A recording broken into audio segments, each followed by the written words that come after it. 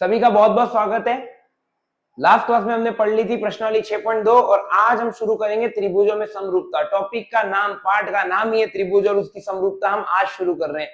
जैसा कि आपको बताया गया था कि पहले हम सब बेसिक चैप्टर कवर करेंगे पूरा और आज हम शुरू कर रहे हैं त्रिभुजों में समरूपता, सिमिलरिटी ऑफ ट्राइंगल। देखिए मैं सिमिलरिटी पढ़ ली थी, यानी कि समरूपता पढ़ ली, समान रूप, एक जैसे दिखे, एक जैसे हो जरूरी नहीं लेकिन एक जैसे दिखने चाहिए, तो वो क्या कहलाएंगे, समरूप कहलाएंगे। हमने ये पढ़े थे कि दो बहुभुज समरूप होते हैं जब उनके संगत कोण बराबर और उनकी भुजाएं भी क्या हो, समानुपाती हो।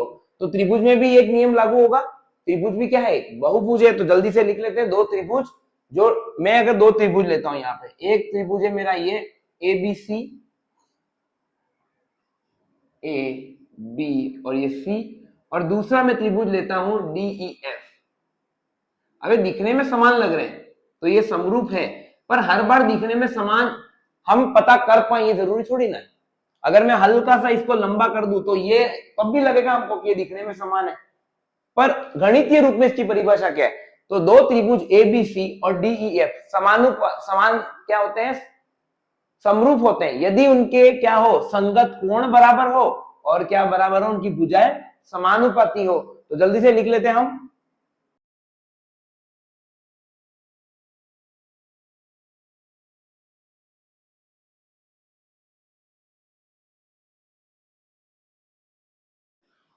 दो त्रिभुज समरूप होंगे यदि दो कंडीशन, या क्या हो, इनके संगत कोण क्या हो, बराबर हो जाए। इसका मतलब संगत कोण क्या हो जाए बराबर हो जाए। तो इसका मतलब एक इसके बराबर हो जाए मेरा, ए बराबर हो जाए मेरा डी के, देखिए बी बराबर हो जाए मेरा ई के, और सी बराबर हो जाए मेरा एफ के।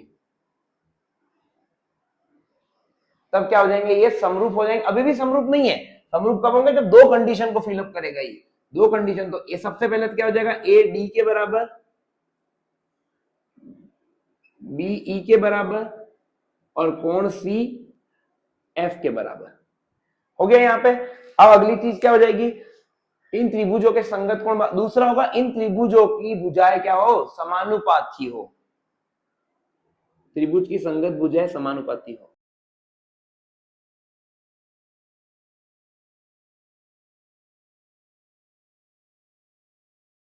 तो लिखते क्या है, तो देखिए बहुत मैटर करती है ये चीज। एबीसी अगर डी एफ के है तो आप ऑर्डर चेंज नहीं कर सकते ऐसे, ये भी मैं आपको लिखवा दूंगा, ऑर्डर आप चेंज नहीं कर सकते। तो ए बी के रेस्पेक्ट में कौन है, डीई है, ए बी समानुपाती बटे डीई। फिर यहां से ली मैंने बीसी, तो यहां से लूंगा मैं ई एफ,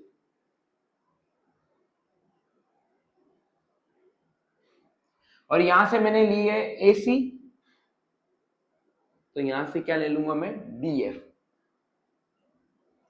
अगर ये दोनों कंडीशन, ये दोनों चीजें अगर एक साथ हो तभी क्या कहलाएगी, ये समरूप होंगे, बाकी ये समरूप नहीं होंगे। यही क्या थी हमारी बहुभुजों में समरूपता चेक करने की शर्तें थी। तो इसे आप जल्दी से लिख लीजिए। फिर अगला लिखते हैं हम। तो इसका मतलब क्या हो गया, अगर मैं सीधा ही समरूप लिख दूं इससे,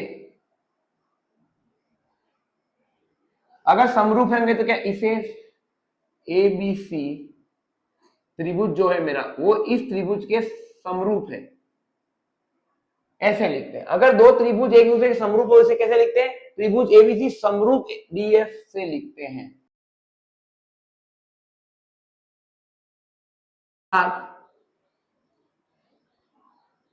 त्रिभुज एबीसी समरूप है अगर त्रिभुज डीईएफ के। अब बिना चित्र बनाए भी आप बता सकते हैं, अगर त्रिभुज एबीसी समरूप है त्रिभुज डीईएफ के, तब क्या हो जाएगा, तो दिस इंप्लाइज, सबसे पहले हो जाएगी ये पहला ए कोण पे, आगे कौन है ए है तो, और यहां आगे कौन है डी, तो ये दोनों कोण क्या हो जाएंगे, बराबर हो जाएंगे। मैं अभी भी कह रहा हूं जो लिखते हैं वो बहुत मैटर करता है, वो आप गलत नहीं लिख सकते। अगर ए बी सी समरूप है डीईएफ के, इसका मतलब ए के साथ जोड़ी बनाएगा डी, ये डी यहां पे, बी के साथ बनाएगा ई और सी के साथ बनाएगा एफ। फिर क्या हो जाएगा यहाँ पे, बी कोण बराबर हो जाएगा ई के और सी कोण बराबर हो जाएगा एफ के, बचा वही। दूसरी चीज क्या हो जाएगी यहाँ पे, भुजा। तो पहले कौन है, ए बी, एक भुजा है तो ए बी। यहां से क्या लिया अपने ने, पहले दोनों लिए, यहां से भी आपको पहले दोनों ही लेने पड़ेंगे। तभी आप समरूपता कर पाएंगे। ये दोनों समानुपाती होते हैं बटे डी। ठीक है, फिर आपने दूसरा और तीसरा लिया तो क्या ले लिया आपने, बीसी ले लिया, और यहां से भी आपको दूसरा और तीसरा ही लेना है, E F.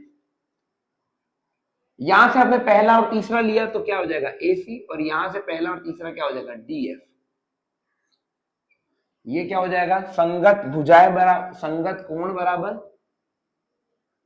Corresponding angles are same.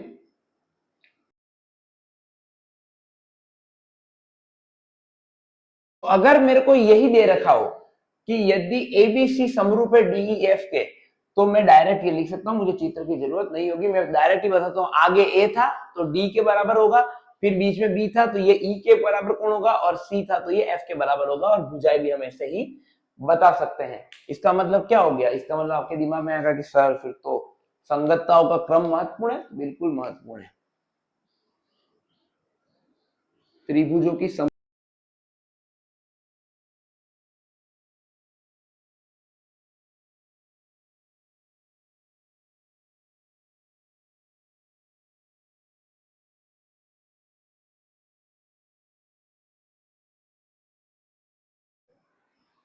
त्रिभुजों की समरूपताओं के संकेत लिखते समय संगतताओं के क्रम को ध्यान में रखना चाहिए, अर्थात समरूपता संकेतन में क्रम महत्वपूर्ण है। अब देखिए समझ आते हैं आपको।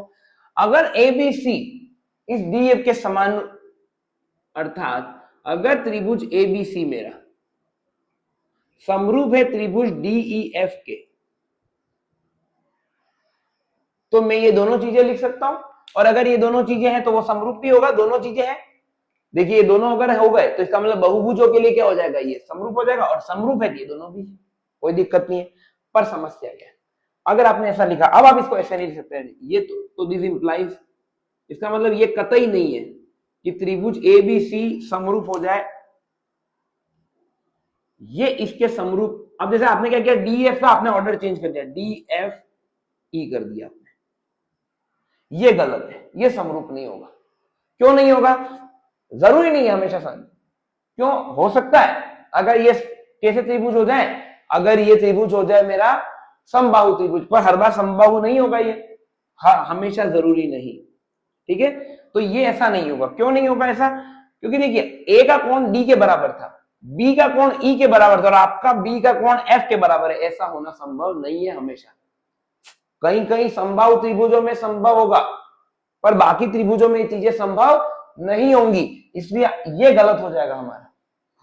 क्योंकि यहां पे क्या होगा, कोण ए कोण डी के बराबर था, कोण बी ई के बराबर था, कोण सी एफ के बराबर है, आपके हिसाब से कोण बी एफ के बराबर हो गया, ये गलत हो गया। आप इसको ऐसे भी नहीं लिख सकते, फिर ए बी सी आप ऐसे भी नहीं लिख सकते, ये भी गलत है कि आपने ई बीच में रख दिया और आपने ये चेंज कर दिया, अगर एफ ई डी, नहीं ये भी गलत है। ए डी के बराबर था तो ए के, अगर ए आगे लिखा है तो डी भी आगे ही लिखना पड़ेगा मुझे, तो ठीक है, बहुत बढ़िया लिख दिया मैंने। फिर यहां पे क्या होगा, अगर एफ लिखा है मैंने यहाँ पे, अरे ई लिखा है यहाँ पे बीच में, तो यहां बी भी बीच में ही आएगा, जहां पे बी आएगा उसी जगह पे ई आएगा, क्योंकि शुरू में क्या थे, ये समान क्या थे, ये समरूप थे। तो ए बी सी है तो यहां पे क्या आना चाहिए था, आगे डी आना चाहिए, तो आगे क्या है, एफ है। इस कारण से क्या है, संगतताओं के कारण, कारण क्या हो गया, कारण हो जाएगा कि ये कोण बराबर नहीं है। तो इसका मतलब क्या हो जाएगा, हमारा क्या कारण था वो तो हमको पता चल चुका है। तो क्या लिख सकते हैं, हम ये जरूर लिख सकते हैं इसमें, देखिए ए डी ई एफ लिखा है यहाँ पे, तो आप त्रिभुज D E F D F E लिख दीजिए, डी एफ ई, ये भी समरूप होगा किसी के, और एक त्रिभुज एफ ई डी, ये भी समरूप होगा किसी के, ये भी त्रिभुज, ये भी त्रिभुज। अब देखिए कैसे समरूपता लिया, अगर मैंने यहाँ डी लिख दिया है, यहाँ डी पहले पर है, यहाँ डी पहले पे था, तो ए था तो ए लिख दीजिए, कोई दिक्कत नहीं। एफ था बीच में, यहाँ एफ लास्ट में था, एफ के बराबर जोड़ी में कौन था, सी था, एफ के साथ जोड़ी कौन बना रहा था, सी बना रहा था ना एफ के साथ जोड़ी, और ई जोड़ी बना रहा था मेरा बी के साथ में, और डी जो बना रहा था ए के साथ में। एफ के साथ में जोड़ी कौन थी, सी थी, तो सी लिख दीजिए बीच में बस, और फिर यहाँ पे ई के लिए तो बी आ जाएगा, बस खत्म। ये समरूपता सही है, ये समरूप है, ये समरूप नहीं है एक दूसरे के, जैसा लिखना है, जैसी जोड़ी बनेगी ऐसा ही आपको समरूप लिखना पड़ेगा। एफ क्या है, एफ यहां पर है, और एफ के साथ जोड़ी कौन बन रहा है, सी, तो पहले सी आएगा, यहाँ पे सी है। ई के साथ में जोड़ी बी बना रहे थे, यहाँ पे बी और लास्ट में ए बच गया, बस खत्म। ये आपके दोनों खत्म हो चुके हैं। बस ऐसे समरूपता लिखनी है आपको। आप एक बार अगर एबीसीडी के समरूप हो गया तो आप इसका ऑर्डर चेंज नहीं कर सकते। ऑर्डर चेंज करते वो समरूपता हट जाएगी, वो समरूप नहीं रहेगा। अगला टॉपिक है हमारा त्रिभुजों में समरूपता की कसौटी। तो त्रिभुजों में, दो त्रिभुज में समरूपता में सिद्ध करते हो तो हमारे पास दो कंडीशन हमारी फुलफिल, यानी कि दो कंडीशन पूरी होनी चाहिए। पहली कंडीशन तो है हमारी कि उनके संगत कोण बराबर हो, ठीक है, बहुत बढ़िया।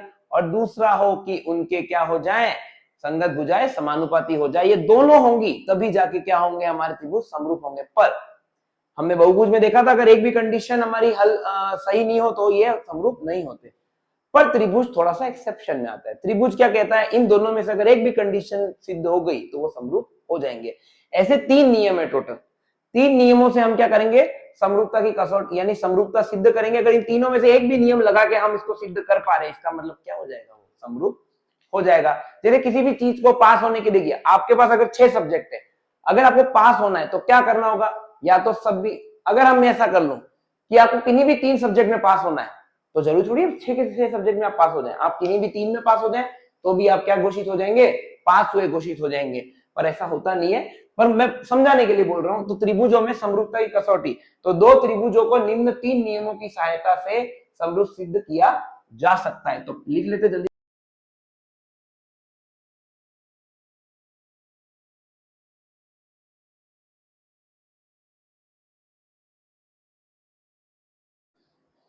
दो त्रिभुजों को निम्न 3 नियमों की सहायता से समरूप सिद्ध किया जाता है। 3 नियम कौन कौन से, जल्दी से हम लिख लेते हैं।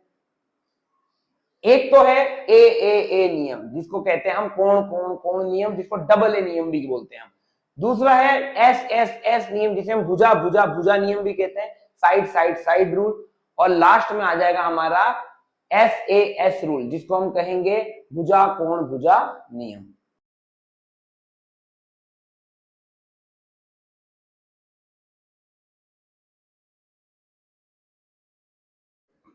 इसका एक और नाम है डबल ए नियम, ठीक है, जिसको हम कोण कोण नियम भी कहते हैं। ये लिखे या ये लिखे कोई फर्क नहीं पड़ता है, ठीक है ना, कोण कोण नियम।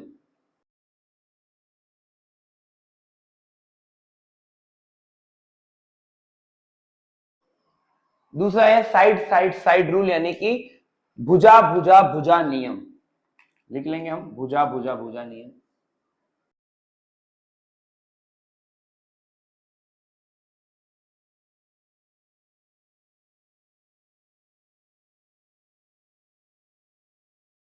तीन नियम हम पढ़ेंगे और तीनों नियम की सहायता से हम क्या सिद्ध करेंगे, त्रिभुज समरूप है या नहीं है। अगर तीनों में से एक भी नियम हम लगा पाए तो वो दो त्रिभुज क्या हो जाएंगे, समरूप हो जाएंगे। पहला है तीनों कोण बराबर हो जाए, मान लीजिए दो त्रिभुज इस यहाँ के और दो त्रिभुज यहाँ पे, अगर इनके कोण बराबर हो जाए तो क्या हो जाएगा, वो हमारा कोण कोण कोण नियम, ठीक है, तो समरूप हो जाएंगे वो। फिर हमें भुजाएं वो करने की जरूरत नहीं पड़ेगी, लेकिन ये सिर्फ त्रिभुज में। अगर तीनों भुजाएं समानुपाती हो जाएं, दूसरे त्रिभुज की तीनों भुजा हो गए, तो भी ये क्या हो जाएंगे, हमारे समरूप हो जाएंगे। इसमें कोण के लिए हमें चेक करने की जरूरत नहीं पड़ेगी। और तीसरा होगा दो भुजाएं अगर समानुपाती हो एक दूसरे के, उनके बीच का कोण अगर बराबर हो तो भी क्या हो जाएंगे, वो समरूप हो जाएंगे। ये होता है हमारा एस नियम। फिर एक और नियम आता है आरएचएस नियम। आरएचएस नियम पर दिक्कत ये है कि वो आपके सिलेबस में इस साल हटा दिया गया है, तो हम ये तीनों नियम ही पढ़ेंगे। तो जल्दी से लिख लीजिए ताकि हम एक एक का प्रूफ लिखें। और फिर इसे हम देखिए, अभी हम पहले एक एक का प्रूफ लिखेंगे क्योंकि अगर एग्जाम में प्रूफ आ जाता है। फिर क्या करेंगे, जैसे हमने थेल्स प्रमेय का प्रूफ लिखा था, विलोम का भी प्रूफ लिखा था, फिर इसको हम डायरेक्ट इस्तेमाल करेंगे प्रश्नों के अंदर पहले, क्योंकि हमें पहले प्रूफ तो पता होना चाहिए। तो जल्दी से जल्दी हम ये इसका प्रूफ लिखते हैं। अब हमारे सामने है सबसे पहले ट्रिपल ए नियम, यानी कि ए नियम, यानी एंगल एंगल एंगल नियम, जिसके कथन है यदि दो त्रिभुजों में संगत कोण बराबर हो तो उनकी संगत भुजाएं एक ही अनुपात में समानुपाती होती है और इसलिए त्रिभुज समरूप होते हैं। तो देखिए यहाँ पे क्या दे रखा है, यहाँ पे बहुभुज के लिए दो नियम होते हैं, एक तो संगत कोण बराबर हो, संगत भुजाएं समानुपाती हो। पर ये त्रिभुज में कह रहा है अगर इसके संगत कोण ही बराबर हो गए तो भुजाएं ऑटोमेटिक समानुपाती हो जाएंगी और ये डायरेक्टली क्या हो जाएगा, समरूप हो जाएगा। समरूप के लिए दोनों कंडीशन हल होनी चाहिए थी और दोनों कंडीशन के लिए क्या हो जाएगा, ये दोनों कंडीशन के लिए ये हल करने के लिए हमारे पास क्या होना चाहिए, एक तो भुजाएं समानुपाती और कोण समानुपाती, पर यहाँ पे दोनों प्रमेय से हम इसे देखेंगे, अगर भुजाएं समानुपाती है तो कोण ऑटोमेटिक समान हो जाएंगे, और अगर कोण समान है तो भुजाएं भी क्या हो जाएंगी, समानुपाती हो जाएंगी। देखिए जैसे बहुभुज हो गया, बहुभुज में आपको एक तो कोण समान, दो चीजें होती है, कोण समान और भुजा समानुपाती, तो ये होगा हमारा भुजा समानुपाती। पर त्रिभुज में क्या होगा, अगर कोण समान हो गए तो भुजा भी समानुपाती हो जाएंगी, और ये है हमारा भुजा समान, तो कोण भी समान, लेकिन केवल त्रिभुजों के लिए। तो त्रिभुजों के लिए हमें दोनों चीजें चेक करने की जरूरत नहीं है, पर ये सिद्ध तो करना पड़ेगा, ऐसा होता है, क्यों होता है ऐसा, तो ये जल्दी से हम सिद्ध करते हैं। तो आपके पास सबसे पहले कि यदि किन्हीं दो त्रिभुजों के संगत कोण बराबर हो और उनकी संगत भुजाएं एक ही अनुपात में क्या हो जाएंगी, समानुपाती हो जाएंगे, इसलिए त्रिभुज समरूप होंगे। तो जब कोण समान दे दिए हैं, हमें बस एक ही चीज तो सिद्ध करनी है कि इनकी भुजाएं क्या है, समानुपाती हो गई, और दोनों कंडीशन हो गई इसका मतलब, और इससे क्या हो जाएगा, ये समरूप हो जाएगा। तो मान लेते दो त्रिभुज, तो पहले सबसे पहले मैं एक त्रिभुज बनाता हूं, एक पे दो त्रिभुज बनाते हैं, एक तो ये त्रिभुज नंबर 1 और एक त्रिभुज नंबर 2, ये दो त्रिभुज बना देते हैं। ये हो गया ए, ये हो गया बी और ये हो गया सी, ये हो गया डी, ये हो गया ई और ये हो गया एफ। अब हमें क्या सिद्ध करना है कि ये क्या है, समरूप है। तो देखिए सबसे पहले तो हम लैंग्वेज में क्या लिखेंगे, माना दो त्रिभुज दिए गए हैं ए बी सी और इनके संगत कोण बराबर है, तो ए डी के बराबर है, ये हमें दे रखा है, बी ई के बराबर है, ये भी दे रखा है हमें, और एफ जो है मेरा वो सी के बराबर है, ये भी हमें क्या होगा, दे रखा है ना। यदि किन्हीं दो भुजाओं के संगत कोण बराबर हो तो वो भुजाएं भी समानुपाती होती है, ये सिद्ध करके हम क्या कर देंगे, इसको समरूप सिद्ध कर देंगे। तो लिखेंगे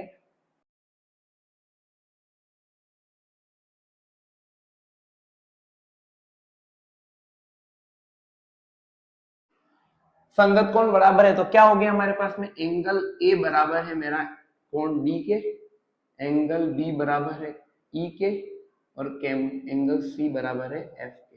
ये मेरा समीकरण 1 हो जाएगा। ठीक है, बहुत बढ़िया, यहां तक है। अब हमें सिद्ध क्या करना है, सिद्ध करना है हमें कि ये भुजाएं क्या है, समानुपाती हो जाएंगी, और ये सिद्ध करना है, इससे क्या हो जाएगा, ये समरूप हो जाएगा डायरेक्टली। तो लिख लेते हैं, टू प्रूव, सिद्ध कर।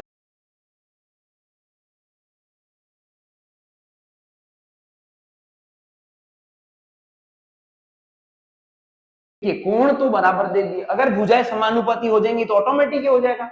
तो कोण तो हमने दे दिए, तो हमारा लक्ष्य एक ही है कि भुजा समानुपाती कैसे भी करके हम कर लें। तो अब इसके लिए हमें क्या करनी पड़ेगी, रचना करनी पड़ेगी। तो अब इसका रचना करेंगे, तो ये क्या होगी, हमारी उपपत्ति हो गई, हल है ये इसका, यानी कि क्या इसकी उपपत्ति है, इसको हल कैसे करते हैं पूरा। और यहाँ पे अब लिखेंगे हम रचना, अब कुछ रचना करनी पड़ेगी। तो रचना में मैं क्या करूंगा, देखिए जितना AC है उतना ही मैं DF पे क्या कर लूंगा, यहाँ पे ये चीज काट लूंगा यहाँ पे। तो जितना भी AC है यहाँ पे एक बिंदु ले लेते हैं AC के बराबर, और जितना BC है उतने बिंदु पे यहाँ पे मैं क्या कर लेता हूँ, यहाँ इसको मार्क कर लेता हूँ, और फिर ये दोनों लाइनों को मैं मिला लेता हूँ, ठीक है ना। तो भुजा DF और DEF पर दो बिंदु,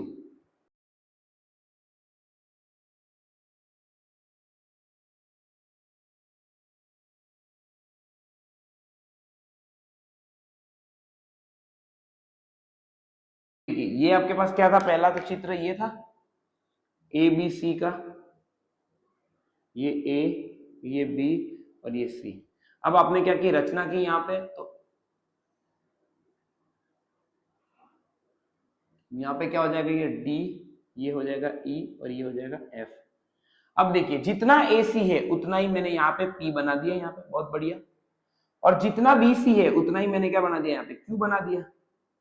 अब इन दोनों लाइनों को मिला लीजिए आप, बस ठीक है, इन दोनों लाइनों का आपने मिला दिया है। अब यहाँ पे आपका ये कार्यक्रम समाप्त पूरा, ये P और Q। अब देखिए यहाँ पे जितना PE है उतना ही AC है, जितना EQ है उतना ही आपका क्या है, BC है। अब तीसरी लाइन का आपको नहीं पता, पर आपको इतना पता है कि ये कोण इसके बराबर दे रखा था, ये कोण तीनों इसके बराबर दे रखे थे। एक मिनट, सॉरी, DEF ये इधर है, सॉरी इधर आ जाएगा ये, और ये दोनों कोण ये वाला कोण इसके बराबर था। हमें इतनी चीज दे रखी है और हमने ये रचना कर दी। अब क्या करेंगे, देखिए अब इन दोनों त्रिभुजों को देखते हैं एक बार। ठीक, इन दोनों त्रिभुजों को हम लेते हैं तो हमारे पास क्या हो जाएगा, मैं यहां पे ये दोनों त्रिभुज लेता हूं, एक त्रिभुज लेता हूं मैं एबीसी और एक लेता हूं पीएफक्यू या पीक्यूएफ, तो क्या हो जाएगा देख लेते हैं हम। सो त्रिभुज यहां पे ए बी सी, त्रिभुज ए बी सी व त्रिभुज पी क्यू एफ, जैसे लिया वैसे ही लेना पड़ेगा पी क्यू एफ में। क्या हो जाएगा देखिए, ए सी बराबर क्या है मेरा, ए सी बराबर है मेरा पी एफ। इन दोनों त्रिभुजों को देखना है आपको ऊपर और, तो ए सी पी एफ के बराबर है और बी सी एफ क्यू के बराबर है, बी सी एफ क्यू के बराबर है। और इन दोनों के बीच का कोण क्या है, सी और एफ तो वैसे ही दे रखे और सी एफ के बराबर दे रखा है, तो ये तीनों चीजें दे रखी है हमें। ये हो जाएगा मेरा साइड, ये भी हो गई मेरी साइड, और ये इन दोनों के बीच का एंगल। तो एस ए एस नियम से, सर्वांग समता का नियम हम कक्षा 9 में पढ़ चुके हैं, एस ए एस नियम से। अब देखिए बराबर ही हो गए, समानुपाती नहीं तो बराबर ही हो गए, तो इसका मतलब क्या हो जाएगा, दिस इंप्लाइज त्रिभुज एबीसी जो होंगे मेरे वो सर्वांग सम होगा। ये सर्वांग सम होंगे मेरे किसके, ये सर्वांग सम का साइन है, और ऊपर वाला सिर्फ ऐसे ही बना हो जाए, ये लहरती झंडी, तो वो क्या होगा मेरा समरूप होगा, ये पी क्यू एफ के सर्वांग सम होगा। ठीक है, तो दोनों त्रिभुज क्या होगा, सर्वांग सम, मतलब अगर ये दोनों त्रिभुज माप से भी बराबर है और आकार से भी बराबर है, ये क्या बताएगा हमारा, सर्वांग समता बताएगा। और सर्वांग सम इसका मतलब क्या होगा, संगत भुजाएं समान होंगी, समरूपता में संगत भुजाएं समानुपाती होंगी समरूप में। तो देखिए एंगल पी किसके बराबर हो जाएगा, एंगल ए के, तो दिस इंप्लाइज एंगल पी बराबर एंगल ए, कारण, और यहां पे क्या हो जाएगा, एंगल क्यू बराबर एंगल बी के। ऐसा क्यों, क्योंकि देखिए A B C P Q F के सर्वांग सम है, तो ए का कोण पी के बराबर, बी का कोण क्यू के, सी का कोण एफ के बराबर हो जाएगा। क्या है, संगत कोण बराबर। सर्वांग सम में संगत कोण क्या होते हैं, बराबर होते हैं। ठीक है, P A के बराबर है, और समीकरण 1 से क्या है, समीकरण 1 से, समीकरण 1 से क्या है हमारे पास में, A है वो D के बराबर है, कोण A जो है वो D के बराबर है। ठीक है, तो यहां से दिस इंप्लाइज क्या हो जाएगा, P का कोण D के बराबर हो जाएगा, तो कोण P मेरा D के बराबर हो गया। तो इसका मतलब क्या हो गया, ये कोण P जो है मेरा वो D के बराबर हो गया। और मैंने एक चीज देखी, जब भी किसी एक रेखा को एक दूसरी रेखा काटती है, समांतर हो या ना हो, अगर ये संगत कोण युग्म समान हो, तो दोनों रेखाएं क्या होती है, समांतर होती हैं, तो संगत कोण युग्म बराबर है। संगत कोण युग्म बराबर है, अतः क्या हो जाएगा, कोण P और D बराबर है, और संगत कोण ये देखिए दोनों, अगर किसी भुजा में, किसी त्रिभुज में संगत कोण युग्म बराबर हो, तो वो दोनों रेखाएं भी क्या होती हैं, समांतर होती हैं। किसी भी दो रेखाओं में, जैसे ये दो रेखाएं लिए, त्रिज्यक रेखा काटती है, अगर ये दोनों कोण बराबर हो गए, ये तो संगत कोण, अगर ये दोनों बराबर हो गए, इसका मतलब क्या हो गया, ये दोनों रेखाएं समांतर है, तो क्या हो जाए, संगत कोण युग्म बराबर है, तो रेखा PQ और DE समांतर होंगी।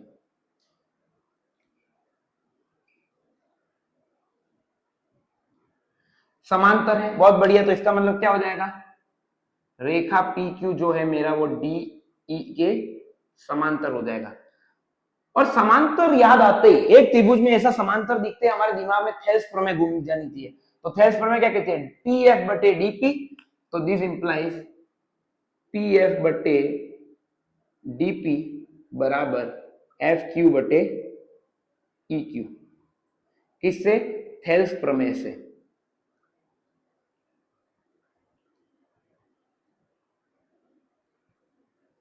थेल्स प्रमेय से ये अभी तक हम सिद्ध कर चुके हैं, बहुत बढ़िया। अब क्या करेंगे, हमें सिद्ध क्या करना है, हमें AB बटे DE सिद्ध करना है और BC बटे EF सिद्ध करना है। तो अभी भी हम हमारी चीजों से दूर है, तो अब क्या करेंगे, इसको हमें चाहिए क्या, हमें पूरा DE चाहिए, DE चाहिए हमें, और क्या चाहिए हमें, EF चाहिए। तो EF क्या होगा, ये पूरा ही आएगा, पर हमारे पास में टुकड़ों में है, तो अब हम क्या करेंगे, इसमें जोड़ देंगे।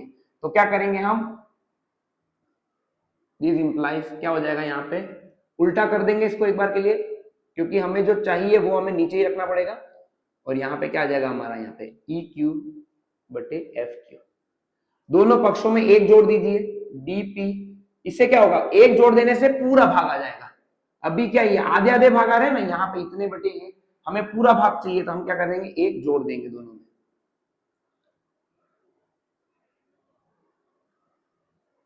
जुड़ गया ये। अब क्या हो जाएगा, यहाँ पे डीपी और पीएफ जुड़ जाएगा यहाँ पे, तो डीपी प्लस पीएफ बटे पीएफ, और E Q plus F Q,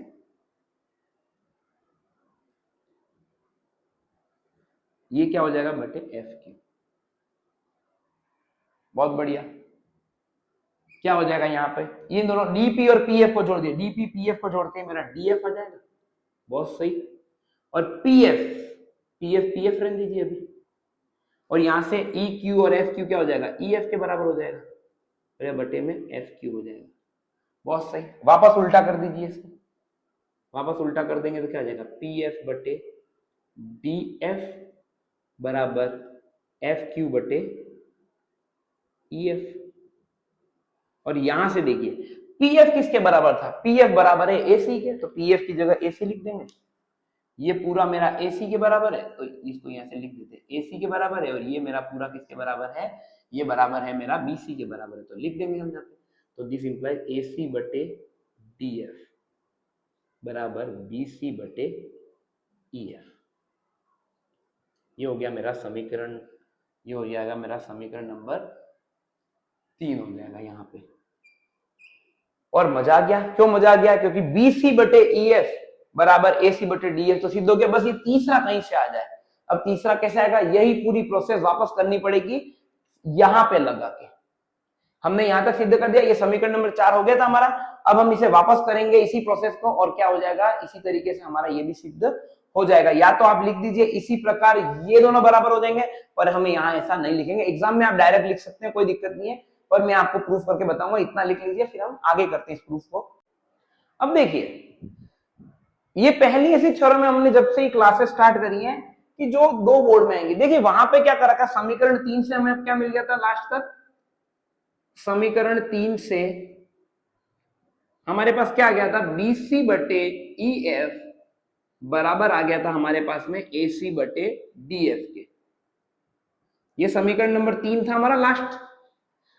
पर मेरे को ये एसी ए बी बटे डीएफ डीई के बराबर भी चाहिए, और ये करने के लिए मैं वापस करूंगा, पर किताब में क्या दे रखा है, ये दोनों हो गए, इसी प्रकार हम ये दोनों भी कर लेंगे।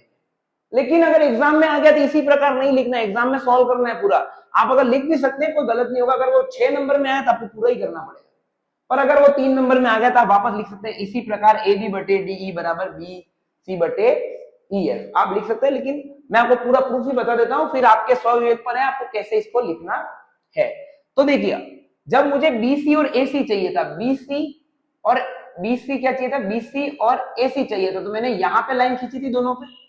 अब मुझे ए बी चाहिए, तो ए बी के साथ में मैं कोई भी टाइप कर लूंगा, मैं ए बी के साथ टाइप कर लूंगा एसी को, तो ए बी के साथ मैंने लगा दिया एसी को, तो क्या हो गया मेरा, तो मैं यहां पे ये दोनों लूंगा मैं, तो यहां पे लाइन खींचूंगा। कहां खींचूंगा मैं, यहां पे। तो भुजा, तो रचना लिखते हैं यहां पे, रचना क्या हो जाएगी हमारी, वापस से एक बार रचना करनी पड़ेगी। भुजा, हमने यहां पे बिंदु क्या ले लिया था, पी ले लिया था, क्यू यहां ले लिया था, आर यहां ले लेते, तो भुजा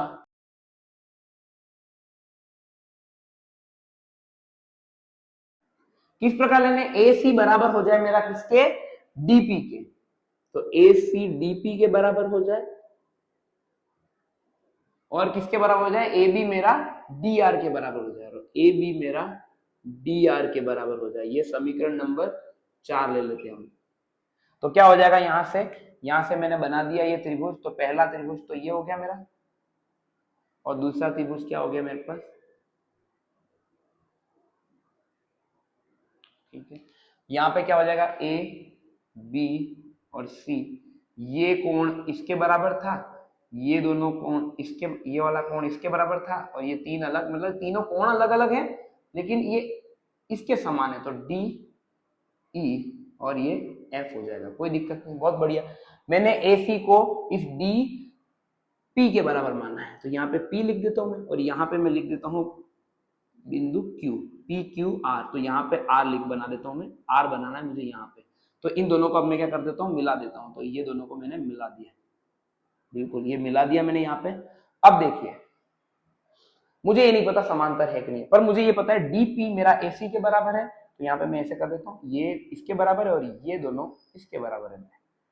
तो अब इन दोनों त्रिभुजों को देखते हैं, तो त्रिभुज ए बी सी और डी आर पी में ऑर्डर चेंज नहीं करना, डी आर किसके बराबर है, ए बी के बराबर है, तो त्रिभुज ए बी सी व, तो त्रिभुज ए बी सी व त्रिभुज डी आर सी में,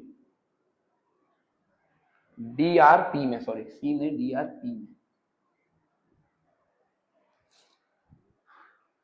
तो बराबर अगर इन दो त्रिभुजों को देखूं मैं, इस त्रिभुज को और इस त्रिभुज को देखूं, थोड़ी देर के लिए आप देखिए इस त्रिभुज, इसको भूल जाइए तब तक, तो क्या हो जाएगा, डीपी बराबर है एसी के, तो डीपी बराबर एसी, बहुत बढ़िया।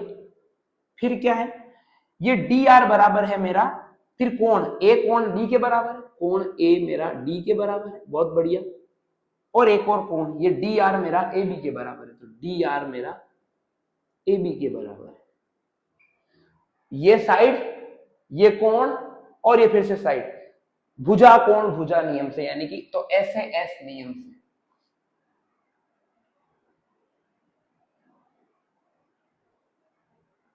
ऐसे एस नियम से क्या हो जाएगा मेरा, ये दोनों त्रिभुज सर्वांग हो जाएंगे, मतलब ये त्रिभुज और ये त्रिभुज दोनों बराबर हो जाए, समरूप में समानुपाती चाहिए और कोण समान चाहिए, पर सर्वांग में अगर भुजाएं भी समान होती हैं और कोण भी समान होते हैं, तो इसकी जगह ये रख दिया जाए तो भी कोई फर्क, अगर मैं थोड़ी देर के लिए इसको छुपा दूं तो बचा क्या मेरे पास, डीआरपी और एबीसी, ये दोनों बराबर ही है, अगर इसको काट के मैं इसको लगा दूं तो कोई फर्क नहीं पड़ेगा, वही होता है सर्वांग। तो क्या हो जाएगा, इस नियम से ही हो जाएगा, ये त्रिभुज एबीसी सर्वांग होगा त्रिभुज डीआरपी के, और यही क्या था मेरा, तो इसका मतलब क्या हो जाएगा, अगर ये ऐसा है, सर्वांग सम है, ठीक है, सर्वांग सम,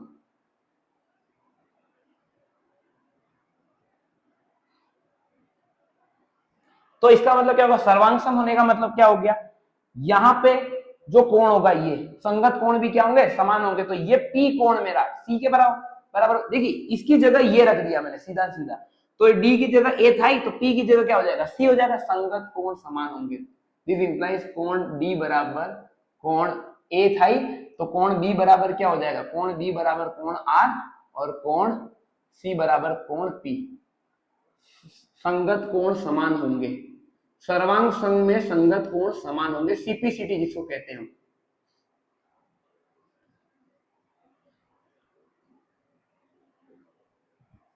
अब क्या होगा, समीकरण एक से क्या है, E बराबर बी है, समीकरण एक से,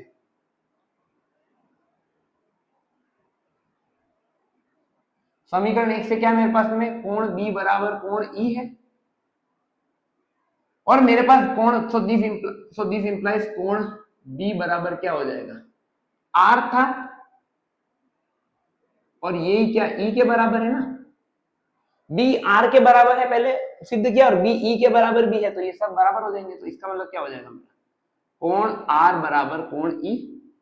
अब थोड़ी देर के लिए देखा जाए, कोण आर ये रहा मेरा, ये वाला भाग, और ये ई दोनों बराबर हो गए, और ये बीच की लाइन काट रही, इसका मतलब क्या है, संगत कोण युग्म समान है, अतः दिस इंप्लाइज संगत कोण युग्म समान है।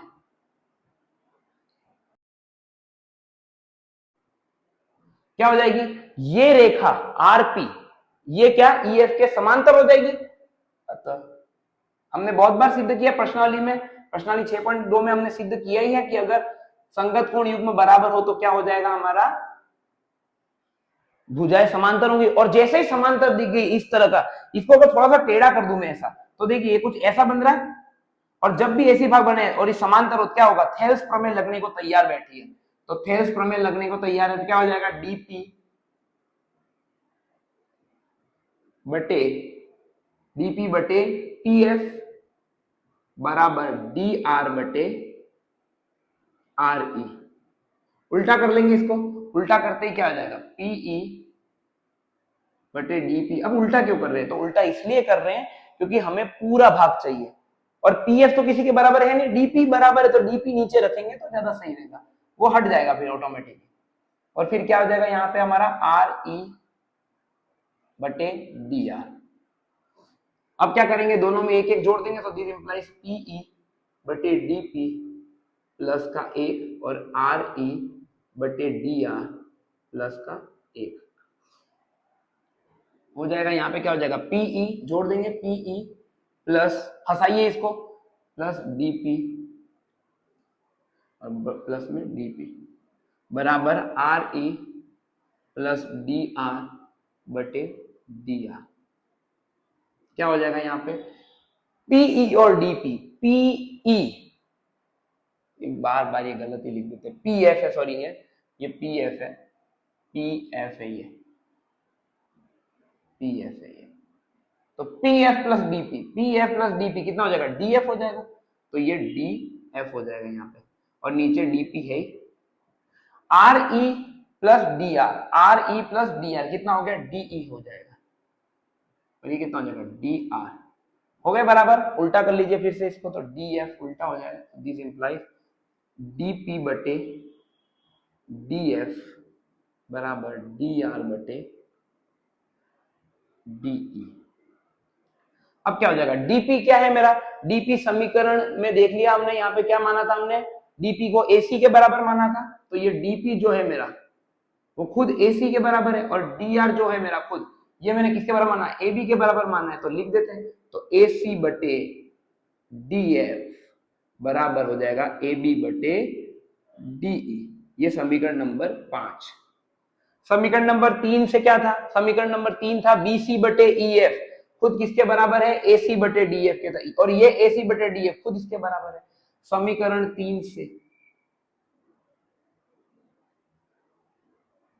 क्या था, समीकरण 3 से बीसी बटे ईएफ खुद किसके बराबर था मेरा, एसी बटे डीएफ के, और एसी बटे डीएफ खुद किसके बराबर है, ये है मेरा एबी बटे डीई के। मजा आ गया, क्यों मजा आ गया, क्योंकि ये अब तीनों समानुपाती हो गए, हमें यही तो चाहिए थे कि भुजाएं समानुपाती हो जाएंगी, तो दिस इंप्लाइज एबी बटे डीई। अब लिख लीजिए, जैसे भी लिख लीजिए, बराबर है कैसे भी लिखिए इसको, बीसी बटे ईएफ बराबर एसी बटे डीएफ, बस। अतः भुजाएं समानुपाती, देखिए भुजाएं समानुपाती हो जाएंगी, अतः भुजाएं समानुपाती हैं।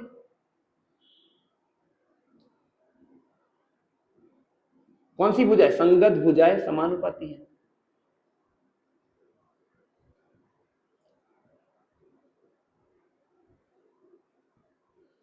समानुपाती है इसका मतलब क्या हो जाएगा, समानुपाती है इसका मतलब कोण समान दे रखे थे और भुजाएं समानुपाती हमने कर दी, इसका मतलब क्या हो गया, ये हो जाएगा अपना, सो दिस इंप्लाइज दोनों त्रिभुज, दोनों कंडीशन थी और दोनों कंडीशन ही फुलफिल हो गई, तो त्रिभुज एबीसी समरूप हो जाएगा त्रिभुज डीईएफ के, और यही क्या हो जाएगा, इति सिद्धम, ये आपका सिद्ध हो जाएगा।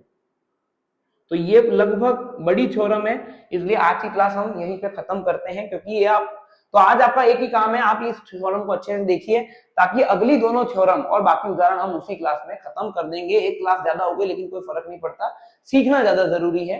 तो अगर आप देखें यहाँ पे इस पूरी थ्योरम में, तो पहले हमने रचना करी और यहाँ पे हमने पहले सिद्ध किया ये वाला भाग, फिर हमने देखा कि हमारा ए बी मिस हो रहा था, ए बी को भी ले लेते हैं किसी साथ में, और वापस से हमने पूरा लिखा यहाँ तक। आपको कैसे लिखना, पहले यहाँ से पूरा यहाँ तक लिखना था 3 तक, फिर वापस यहाँ से लिखना चालू करना है, ये वाला भाग वापस नहीं लिखना है, और यहाँ से आपकी क्या हो जाएगी, थ्योरम सिद्ध हो जाएगी। तो अब त्रिभुज में क्या होगा, कोण समान हो गए तो भुजा ऑटोमेटिक समान हो जाएगी, और भुजा समानुपाती हो गई तो कोण भी बराबर हो जाएंगे। तो त्रिभुज के लिए हमें ये रियायत मिलती है कि हमें क्या होगा कि कोण अगर समान हो गए तो भुजाएं समानुपाती हो जाएंगे, और भुजाएं समानुपाती हो जाएंगे कोण भी समान हो जाएंगे, तो ऑटोमेटिक समरूप हो जाएंगे।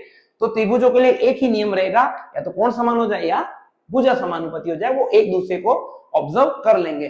तब तक के लिए आप अच्छे से रिवीजन करते रहिए, इस थ्योरम को एक बार वापस से लिख के रफ कॉपी में चेक कर लीजिए, अच्छे से रिवीजन कर लीजिएगा और याद कर लीजिएगा। तब तक के लिए बहुत बहुत धन्यवाद।